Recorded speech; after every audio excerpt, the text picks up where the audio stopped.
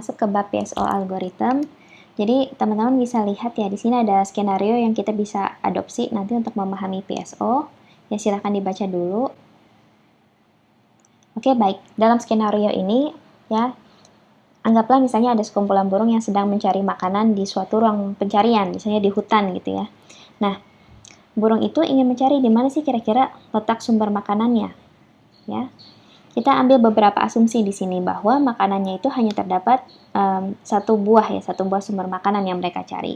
Kemudian yang kedua, ya asumsi yang digunakan adalah bahwa burung-burung tersebut tidak tahu letak ya dari sumber makanan tersebut. Makanya mereka mencari kan gitu. Dan yang asumsi yang ketiga yang digunakan adalah bahwa burung-burung tersebut meskipun tidak tahu lokasinya, tetapi mereka tahu ya seberapa jauh ya posisi mereka ini terhadap sumber makanannya. Lalu pertanyaannya adalah, strategi apa yang merupakan strategi terbaik ya yang bisa dilakukan burung-burung tersebut untuk menemukan makanan?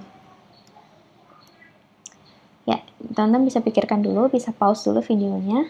Oke, salah satu cara yang bisa digunakan adalah dengan mengikuti burung ya yang paling dekat dengan sumber makanan. Nah, skenario ini ya yang bisa kita adopsi dengan melihat permasalahan optimasi. Jadi kalau kita analogikan ruang pencariannya itu seperti ini gitu ya, ini contohnya adalah ruang pencarian gitu, maka bisa kita gunakan partikel ya, partikel itu asumsinya adalah burung-burung tadi ya, untuk mencari titik yang paling optimum ya.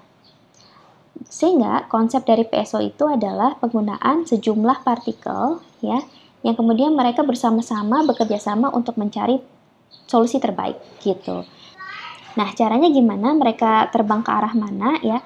Arah terbangnya ini dipengaruhi oleh dua unsur. Yang pertama adalah pengalaman mereka sendiri. Jadi selama mereka terbang, di mana kira-kira posisi terbaik yang pernah mereka istilahnya tempati gitu ya. Jadi apakah di sini atau di sini ya? Mereka pernah selama terbang sampai ke iterasi katakan itu yang mana yang kira-kira posisinya yang nilai fitnessnya paling tinggi itu mereka ingat. Lalu mereka juga ingat ya flying experience of other particles. Mereka juga ingat bahwa selama pencarian gitu sampai ke iterasi K, posisi mana yang paling baik secara global.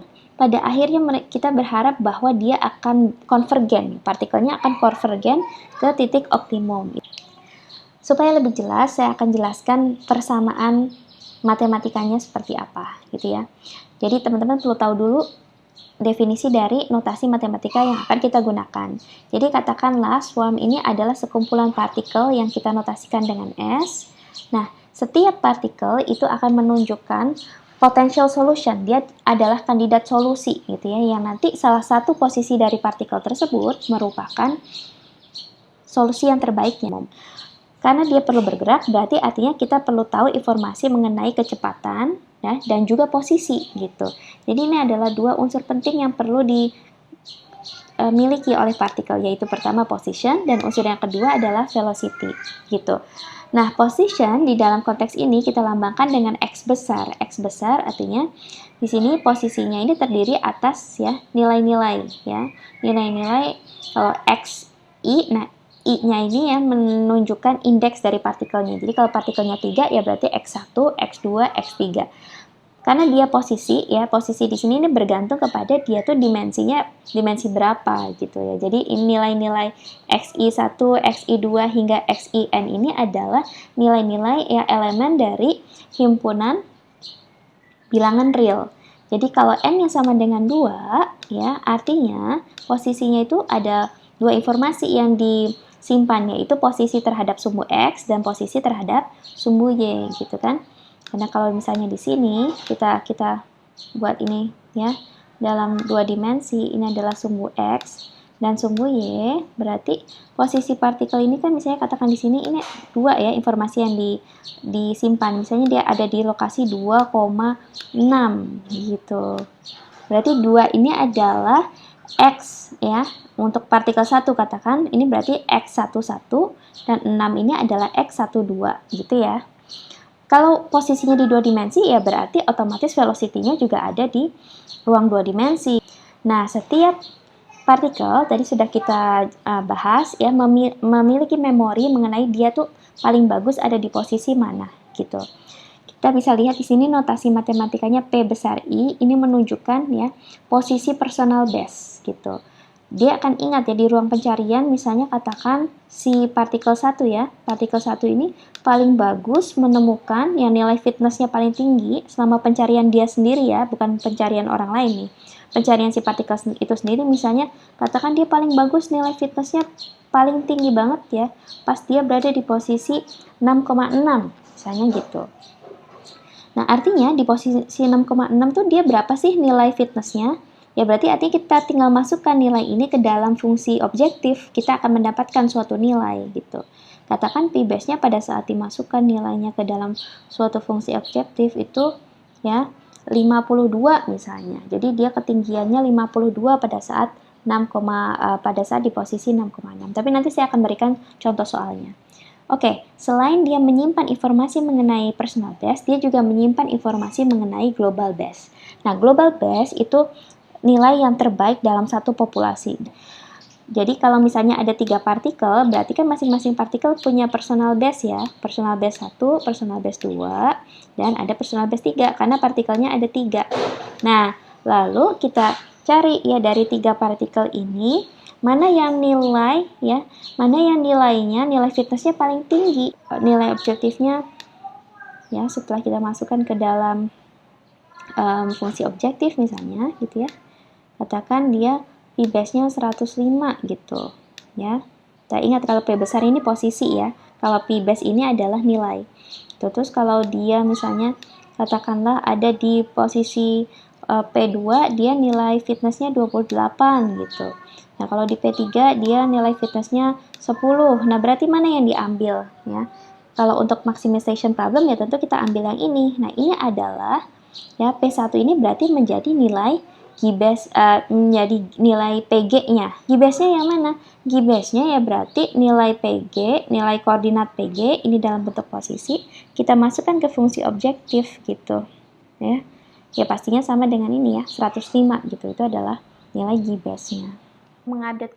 Persamaan untuk mengupdate kecepatan itu terdiri atas 3 unsur ya. Ada unsur inersia, ada unsur kognitif, dan ada unsur sosial gitu.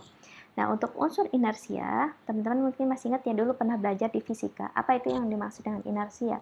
Jadi inersia itu seperti kemalasan untuk bergerak gitu ya. Nah, kemalasan untuk bergerak itu maksudnya seperti apa? Artinya kalau ada objek, dia cenderung untuk mempertahankan kecepatan dia sebelumnya. Di inersia, itu kita bisa lihat di sini ini adalah persamaan untuk inersia. Teman-teman bisa lihat bahwa di sini dilibatkan ya kecepatan pada saat iterasi ke K. Jadi K ini iterasi gitu ya. Iterasi pada saat K itu nilai kecepatannya berapa gitu. Kemudian ada unsur kognitif juga di sini. Unsur kognitif itu apa ya? Unsur kognitif itu biasanya kalau kata kognitif itu hubungannya dengan diri kita sendiri gitu ya, diri kita sendiri. Jadi ini individual base itu ada di sini perhitungannya. Ini adalah persamaan untuk ya unsur kognitif tadi dari sini C1 ya sampai ke sini. Ini unsur kognitif. Nah, ini teman-teman bisa lihat ada P base di sini ya. P base yang definisi yang tadi ya, P base I. P base I di sini ya kalau dikurangkan dengan XI K ya, XI K itu. Di sini kita bisa lihat bahwa ini P base di sini ini adalah posisi ya, posisi. Jadi P base-nya yang P base besar ya, bukan P base yang huruf kecil. P base ini berarti koordinat dalam dalam konteks ini adalah posisinya X, Y-nya ya. X, Y-nya dikurangi dengan posisi dia saat ini, current position-nya itu di mana gitu. Nah, ini konsep ini mudah sekali teman-teman.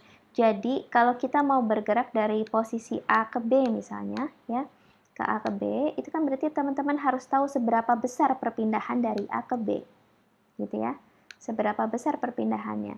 Nah, untuk mengetahui seberapa besar perpindahannya, Anda kan tinggal mengurangkan ya posisi pada saat di B, ya dikurangkan dengan posisi pada saat di A. Nah, konsepnya ini sama seperti itu. Jadi ada partikel di sini, katakan ada partikel, ya dan dia ingin menuju ke P base-nya gitu. P base-nya itu ada di sini misalnya. P base-nya itu di sini. Gitu ya, P base-nya di sini.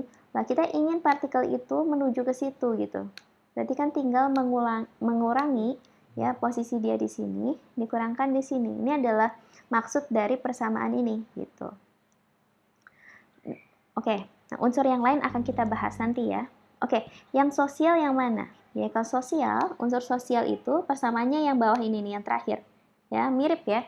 Anda bisa lihat ini mirip sekali dengan persamaan kognitif. Perbedaannya di mana? Perbedaannya pada kalau di unsur kognitif yang dikurangkan adalah P-base, kalau di unsur sosial yang dikurangkan adalah G-base gitu. Sekarang kita bahas tentang konstannya. Kenapa ini harus dikalikan dengan suatu konstanta, baik di unsur inersia, kita punya omega, ya, di unsur kognitif, di sini ada C1. Di unsur sosial juga dikalikan dengan suatu nilai, gitu ya. Nah, kira-kira coba teman-teman pikirkan kenapa harus dikalikan konstanta. Jadi konstanta di sini ini menentukan seberapa besar pengaruhnya. Jadi kalau nilai omeganya besar, artinya kecenderungan ya partikel itu mempertahankan kecepatan pada saat K itu besar gitu ya. Jadi kalau nilai omeganya lebih besar daripada C1 dan C2, artinya dia cenderung mempertahankan kecepatan sebelumnya. Dan kalau begitu pula pada saat C1 lebih besar daripada nilai omega dan C2, artinya pengaruh dari unsur kognitif ini untuk partikel tersebut besar. Jadi dia cenderung bergerak ke arah P-base dia gitu ya. Ke arah yang menurut dia adalah posisi terbaik. C2 juga demikian, jadi kalau nilai C2 ini lebih besar dari omega dan C1, artinya partikel tersebut cenderung bergerak ke posisi yang terbaik dalam suatu populasi tadi. Gitu. Jadi kalau yang terbaiknya G-base itu di nilai 7,7 misalnya, ya berarti partikelnya itu cenderung lebih mengutamakan ke sana gitu pergerakannya. Gitu ya. Nah, yang menarik lagi di sini ada unsur random, teman-teman. Ya, pertanyaannya kenapa harus dikalikan dengan nilai random gitu. Karena katakanlah Anda punya ya nilai tertingginya itu di sini ya sebenarnya, tapi kan partikel ini asumsinya dia tidak tahu nilai tertingginya di mana. Ya, dia hanya tahu nilai fitnessnya di suatu posisi itu berapa. Dan ya, misalnya posisi terbaik itu ada di sini ya. Kalau kita ya, posisi terbaik itu ada di sini ya. Misalnya ini katakan sekarang kita pakai contoh yang G-base. G-base-nya itu ada di sini gitu. G-base-nya ada di sini. Ya. Nah, kita ingin partikel ini kan mencari nilai solusi terbaik, yang ini adalah X. Misalnya katakan ini adalah XI-nya, ya, XI-nya.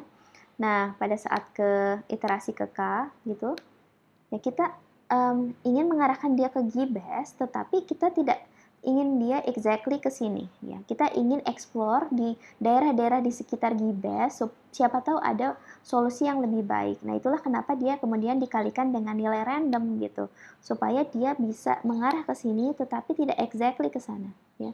Jadi dia bisa ke arah agak ke sini ya, tergantung nilai randomnya berapa, supaya dia melakukan eksplorasi di sekitar si G-base ini. Maka ya, oleh karena itu ya dalam persamaan PSO ini dikalikan nilai random ya, supaya dilakukan eksplorasi di sekitar nilai-nilai di sekitar P-base dan di sekitar G-base. Yang dilakukan selanjutnya adalah kita ingin mengupdate posisinya. Kan kecepatan barunya sudah dapat, sekarang kita ingin mengupdate posisinya. Persamaannya gimana? Persamaannya gampang banget ya. Teman-teman bisa lihat di sini. Ini mudah sekali ya. Hanya tinggal menjumlahkan posisi dia pada saat iterasi ke K ditambahkan dengan ini ya, nilai velocity yang baru. Jadi posisi yang sekarang ditambahin kecepatan baru itu akan menghasilkan ya posisi yang baru.